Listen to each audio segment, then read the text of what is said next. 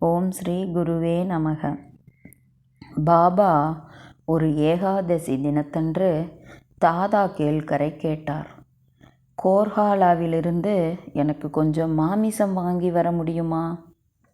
சாயி கொஞ்சம் பணத்தை எடுத்து அதை எண்ணி பார்த்துவிட்டு தாதாவிடம் கொடுத்தார். நீரே போய் வாரும், நீர்தான் இப்பணியை செய்ய வேண்டும் என்றும் ஆணையிட்டார். கணேஷ் தாமோதர் என்ற பெயர் கொண்ட கேல்கர் என்ற குடும்ப பெயரும் கொண்டவரை அவருடைய மூப்பின் காரணமாக சீரடி மக்கள் தாதா என்று அழைத்தனர்.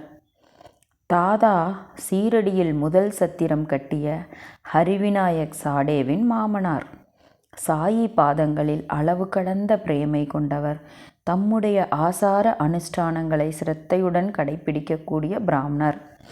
இரவு பகலாக பாபாவுக்கு சேவை செய்தும் திருப்தியடையாத இவர் பாபாவின் இந்த ஆணையை கேட்டு எப்படி ஆச்சரியப்படாது போனார் என்றுதான் விளங்கவில்லை.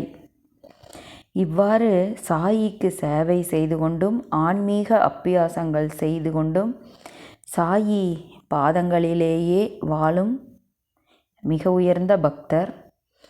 ஆனால் மாமிசம் சாப்பிடாத பிரிவை சார்ந்தவர். இவ்விதம் இருக்கையிலே சாயி அவரை போய் மாமிசம் வாங்கி வா என்கிறார். குருவின் ஆணையை சிரமேற்று வணங்கிவிட்டு தாதா உடனே உடையணிந்து கொண்டு கோர்ஹாலா கிராமத்திற்கு செல்ல கிளம்பிய போது திருப்பி அழைக்கப்பட்டார். சாயி கூறுகிறார், வேறு யாராவது இந்த வேலையை செய்யலாமே, நீர் ஏன் அனாவசியமாக அலைய வேண்டும் என்று கேட்கிறார். தாதா அதற்கு பாண்டுவை அனுப்பலாம் என்று முடிவு செய்கிறார்.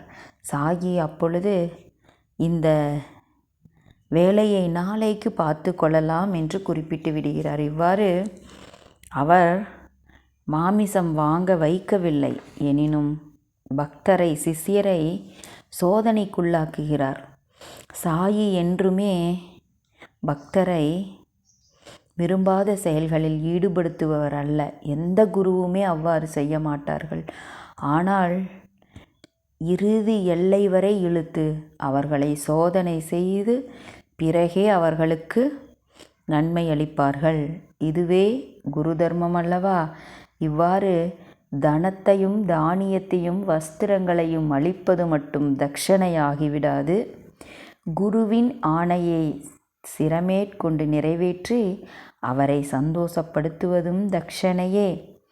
எவர் தம்முடைய மனதையும் வாக்கையும் செயலையும் குரு பாதங்களில் அர்ப்பணித்து முடிவில் குருவின் கிருபையை சம்பாதிக்கிறாரோ அவருக்கு உண்மையான சிரத்தையும் குருவின் அன்பும் கிடைக்கிறது. இவ்வாறு அவர் சோதனை மட்டுமே செய்தார். வேறு ஒரு நிகழ்வில் கூட ஹரி சீதாராம் தீக்ஷிதர் அவர்களுக்கும் இவ்வாறு சோதனை செய்யப்பட்டிருப்பார். ஆகவே சாயிக்கு தெரியும் எது தர்மம், எது எந்த பக்தரை செய்ய வேண்டும் என்பதெல்லாம் அந்தர்ஞானமுடைய நம் சாயி மாதாவுக்கு அனைத்தும் தெரிந்ததே. குருபாதமே கதி.